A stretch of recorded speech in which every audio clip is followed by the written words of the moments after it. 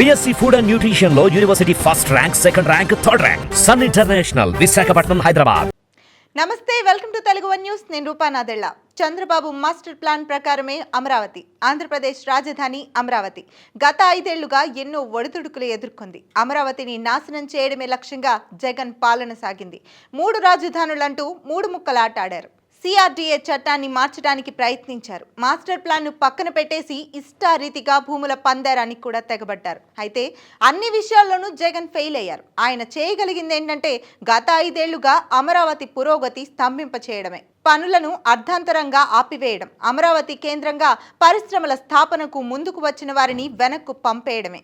దీంతో అమరావతి భవిష్యత్తుపై, అమరావతి నిర్మాణానికి భూములిచ్చిన రైతుల్లోనే కాదు, ప్రపంచ స్థాయి రాజధాని ఆంధ్రుల సొంతమవుతుందని ఆశించిన వారిలో కూడా ఆందోళన నెలకొంది.